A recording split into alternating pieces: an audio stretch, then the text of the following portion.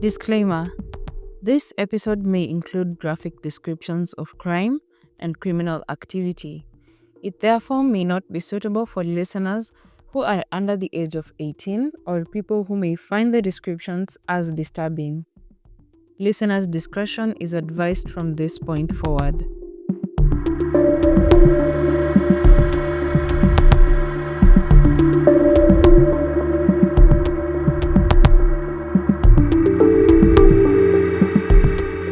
Hello and welcome to this episode of Crime KE Podcast.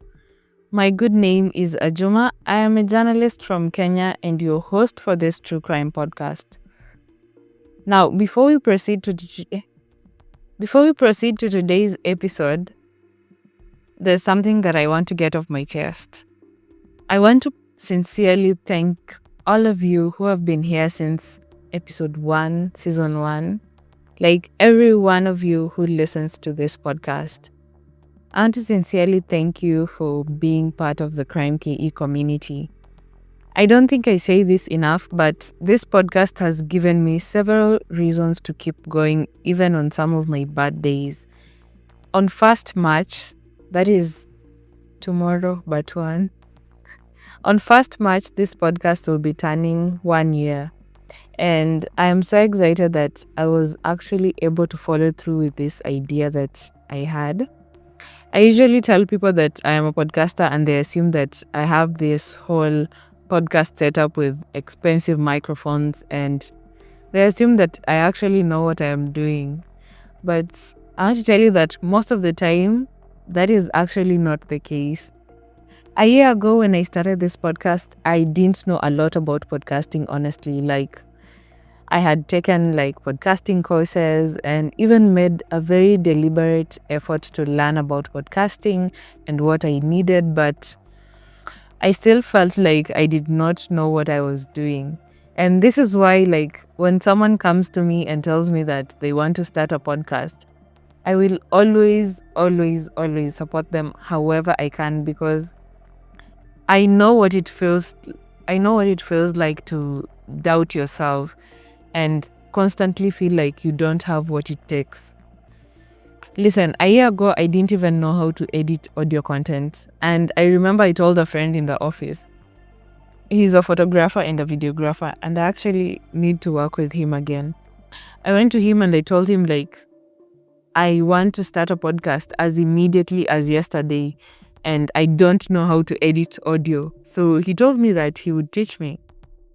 He told me to bring my laptop and he would bring me the software that I needed.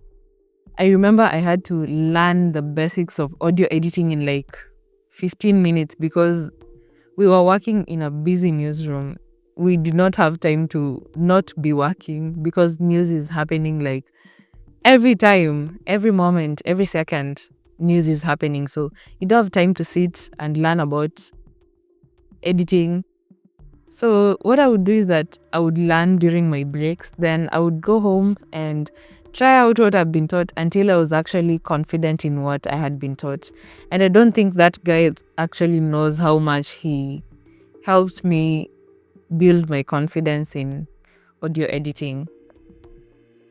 Well, I guess I'm saying all this to say that you don't have to figure everything out to start working on your dream.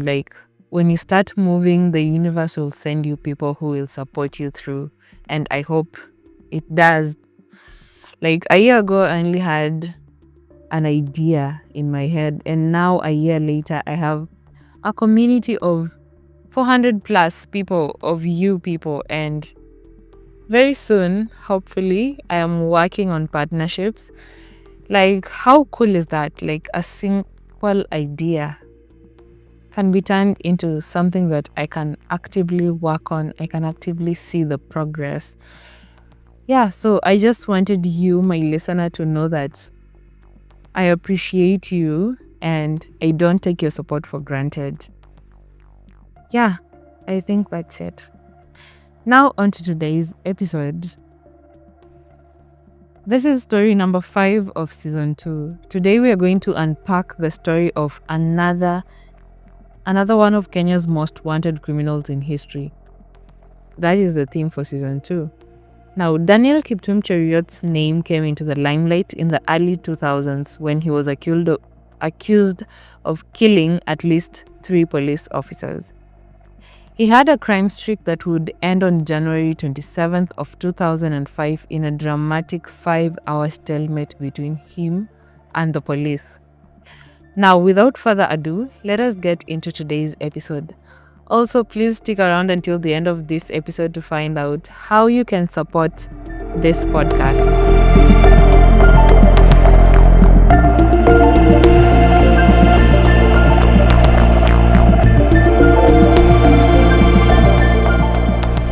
Daniel Kiptum Cheruiyot was born in Tarbo, Uasin Gishu County, and from the look of things, Cheruiyot had a pretty normal childhood. He went to primary school at Tapsagoi Primary School in Tarbo, and he finished his primary school education in class 7. After primary school, his parents relocated from Tarbo to Kitale, so Cheruiyot, of course, went with them. His parents were relocating to Kitale for business reasons, and Cheruiyot went to high school in Kitale. So after high school, he became a very well-known trader in Kitale, and he was loved among the locals. It was during this time that Cheruiyot started getting accused of crimes and small criminal activities here and there. Now, having that suspicion among the locals drove him to move to Eldoret. On February 6, 2001, he got an opportunity to be inducted into the police force as a police reservist. Now, who is a police reservist? A police reservist is an officer who isn't really a trained officer. Reservists receive training to work as police officers, but not the actual official training that police officers do. They can maintain law and order just like normal police officers. They can arrest people, and they're even given guns so that they can facilitate that. They can do all these things, but they are not in the police force because they do not have the same training that a normal police officer has. Now, while working as a reservist, Cheruiyot started hiring out his gun, the one that he had been given by the police force, to thugs and carjackers in Eldoret.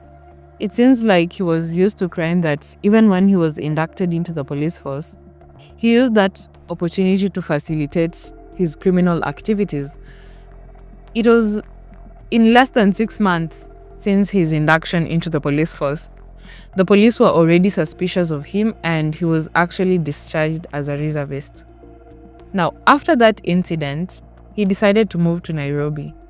But the thing is, when he moved to Nairobi, he convinced everyone who knew him that he was a police officer working with the CID. At Imaradaima, where he lived, he convinced everyone that he was a CID officer. And even his neighbors believed him, and they actually made him the chairman of the Imaradaima Estate Security Committee. When he moved to Nairobi, I found an article that said that he allegedly got an opportunity to work for the former Nairobi Mayor Steve Mwangi, but I couldn't prove that, so yeah. He had even convinced the police that he was a CID officer. At some point, he was even attached to the CID office at Buruburu. But again, he was sacked. Why was he sacked? He was involved in carjackings and bank robberies, and he was sacked because the police saw him on some of the CCTV cameras. When police find a case for a carjacking or a bank robbery, they check the CCTV footage, they find the person who they know as quote-unquote CID officer is a robber. And they would even follow up with the victims of these crimes, and the victims would immediately recognize this guy as their attacker. So on the 19th of October of 2004, police went to arrest Cheruiyot at Imaradaima, where he lived. At this time, they had already discovered that he was not the person he was presenting himself to be. When the police went there, Cheruiyot came out of the house with an assault rifle and shot at a police officer. He shot and killed Christopher Karue, a police officer who was attached to the flying squad. And Karue had actually worked with Cheruiyot at some point when he was attached to Buruburu police station. And Cheruiyot just shot him in the head and stole his AK-47 rifle. Now, by now, everybody knows that this is a criminal. This is not a CID officer. On Christmas Day of 2004, Cheruiyot was in Westlands. This was 2 months after he killed Karue. And when he was in Westlands, he ran into another officer who he had worked with at Buruburu police station. This officer was referred to as Maina Cheserem. Cheruiyot ran into him in Westlands that Christmas Day, and of course Cheserem knew that police were looking for Cheruiyot. Cheruiyot ended up killing Cheserem on this day. Cheserem died from a single bullet shot at point-blank range through his ear. His dead body would then be found dumped next to his car along Lower Kabete Road. After he was implicated in Cheserem's murder, police now realized that Cheruiyot was a menace and they needed to arrest him immediately. The Crime Watch division placed him at the top of the most wanted list of criminals in Kenya, with a bounty of up to 100,000 Kenyan shillings on his head. They intensified investigations into his case and even extended the search for Cheruiyot to neighboring East African countries Uganda and Tanzania. On January 15th of 2005, Cheruiyot and his gang were implicated in the murder of a Broadway's bakery director. I don't know how to pronounce his first two names, so I will refer to him by his last name, which is Shah. Now, it is reported that a well-known accomplice of Cheruiyot, identified as John Mwaniki Karani, and other gang members, they went into Shah's office located along Thika Road and they posed as customers before they shot him dead. After this, the Crime Watch division elevated Cheruiyot's status to wanted, dead or alive. Now, just 5 days after they killed Shah, Cheruiyot and his gang were implicated in the murder of another police officer in Roiro. This police officer was called Moses Odhiambo Ogola.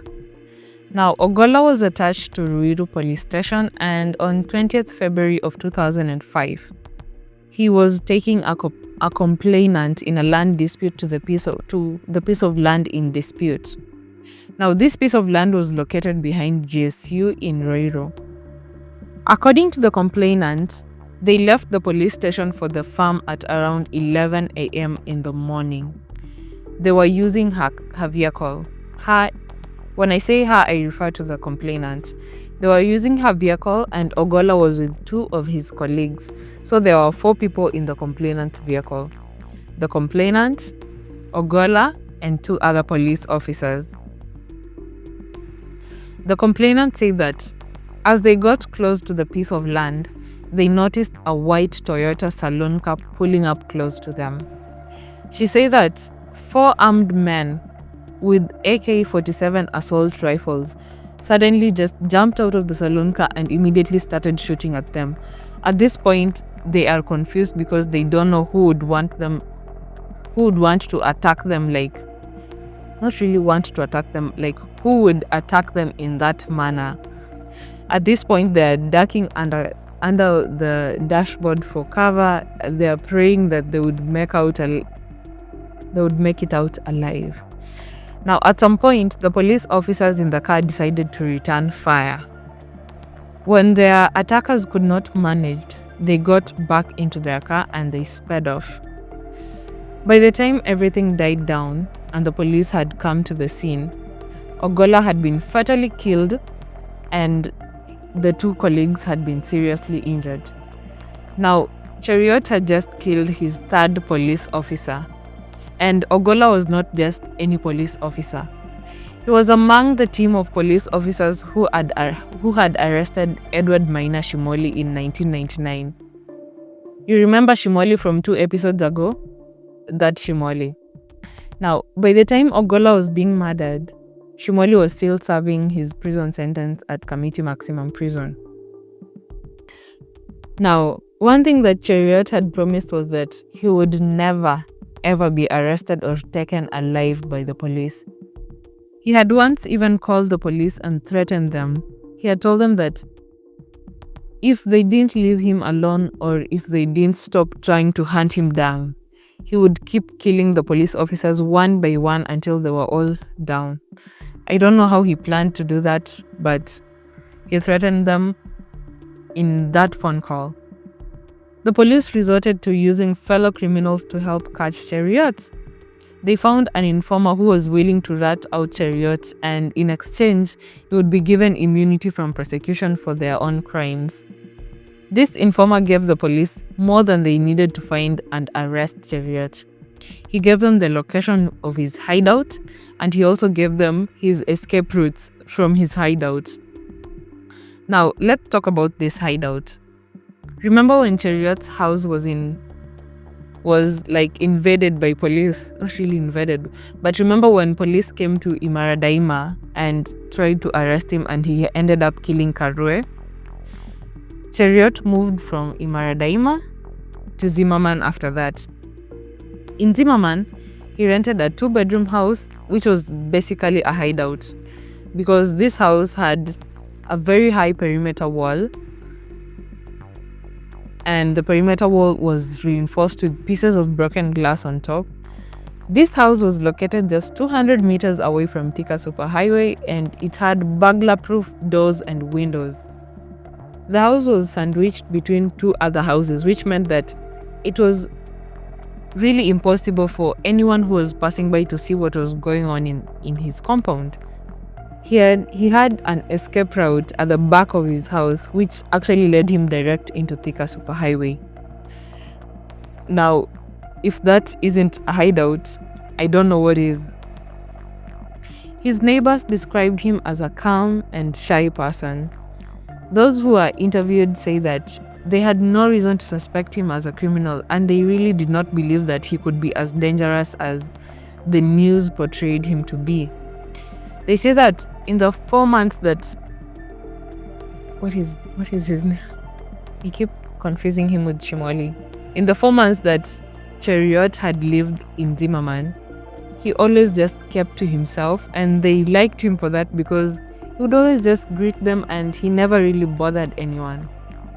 When they were asked whether they had noticed anything unusual about his mannerisms, they say that Cheruiyot rarely opened the gate for anyone. He opened the gate for nobody, including his landlord. If anyone knocked on his door and they were not invited, he would actually just leave the compound through the back door and return later after whoever was knocking had left.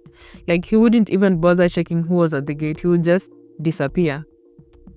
His landlord always left his electricity and water bill with a neighbor, and Cheruiyot would always get them from there himself, since he would not open the gate for the landlord. So I guess that was the only other solution. They say that they noticed that most of the time, the people who would visit Cheruiyot were women. And when he received guests who are not women, they would stay for a very short time and they would come in with very expensive cars. They also noticed that Cheruiyot would only leave his house at night, and when he did, he would return the following day. Now, let's go to the events of January 27, 2005. On this day, police tracked Cheruiyot and Karani, his accomplice. You remember Karani, the guy who shot Shah? Yeah, that's Karani. Police tracked Cheruiyot and Karani to an entertainment joint in Nairobi town. They spent time together drinking and talking, and by the end of the night, they went their separate ways. Karani went through Ngong Road to his house in Woodley Estates, and Cheruiyot used Thika Road to get to his place in Zimmerman. The thing is, police from the flying squad had actually been surveying them from the time they were at the entertainment joint. And when they left, one team followed Karani and another team followed Cheruiyot. At 3 a.m., both of their houses were surrounded by police officers. By 5 a.m., Karani was dead. Police shot him and they recovered 3 automatic pistols, 3 AK-47 rifles, 91 rounds of ammunition, 4 AK-47 rifle magazines, 3 bulletproof jackets, and several other vehicle number plates. Now, when the police who had followed Karani reported that he had been killed and they had recovered that much from his house, they knew that they should expect to find much more from Cheruiyot because he was basically Karani's superior. At this point, Cheruiyot was surrounded, but he was not letting up. The sun came up that morning and people around Zimmerman were waking up to their shy and calm neighbor's house surrounded by police. There was a 5-hour standoff between Cheruiyot and the police, and the videos from this standoff looked like something from a movie. Like, police were packed at his gate and even the back. Remember, the informant had already told them that there was an escape route at the back of the house. So the police knew that if they were at the front, he would probably try to escape through the back. So his house was surrounded. And the thing is, even those policemen who were at the back, those who were at the front, none of them could see what was really going on in his compound. Like, that was how closed off this compound was. It was really just a hideout. The operation was led by Major General Hussein Ali and the CID director at the time, Joseph Kamau. Like, the whole police force was in Zimmerman trying to arrest this most wanted criminal. During this time, apparently Cheruiyot called his wife and told her to take care of their children like he was preparing to die. I don't find a lot of information about his wife from the research I did. I found like a very small, I don't even know her name. That is how little information I have about his wife. Police now tried to get him out of the house using tear gas. They lobbed tear gas canisters into the house, and Cheruiyot was heard sort of threatening the police officers. He was heard telling them like, sasa mnatupa tear gas ndani ya nyumba halafu mna expect nitoke nje. Like, ngojeni tu, tutaona leo. I honestly don't know if he meant this as a threat or like he was telling them, ngojeni tu, I'm about to come out. I genuinely can't tell if it was a threat or he was just telling them to wait. At some point, he started firing back at the police, like police would throw a canister and he fired his gun. It took 5 hours for the police to get him out of that house. And when he came out, the sun was out, crowds were gathered outside, police had surrounded his house. He came out carrying an Israeli-made Uzi submachine gun and he was firing at the police. The thing is though, Cheruiyot only fired once at the police before a police sniper shot him in the head. When he was down, police were able to enter the house and they actually recovered proceeds of his crime. Money, guns, you name it. He was still breathing, by the way, this whole time after getting shot. The police decided to let him bleed to death as they ransacked his house. Like, one report I found say that his house did not have a lot of stuff.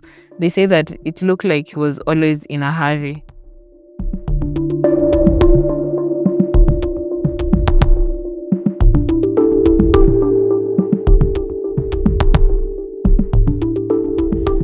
Thank you so much for listening to this episode until the end. That is all I have for you on the story of Daniel Kiptum Cheruiyot.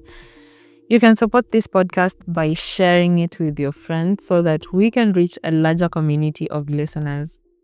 If you enjoyed this episode, share it on social media and tag us at crime.ke on Instagram. I love interacting with you on social media. So if you've listened to it and you love it, you can share and tag me or the podcast. You can reach me on my social media at Ajuma on Instagram, X, and TikTok. And I am at Ajuma Millicent on Facebook and LinkedIn. I have provided my social media handles in the show notes of this episode to make it easy for you to find them. Follow this podcast on Instagram at crime.ke and interact with our posts. I also share updates on cases that I talked about in season 1 on the Instagram page. So if you are not following us, then you're missing out on some of the details of the cases. If there's a specific story that you want to listen to in this season of the podcast, then you can always DM me or the podcast. If you want to share any feedback, you can also send in voice messages through the email that is in the show notes. Then maybe I can play some of the messages here on the podcast. Rate this podcast on the platform that you're listening in from, and don't forget to catch the next episode of Crime KE podcast on Thursday next week, same time, same place. But until then, stay safe and remember, it's crime with a K.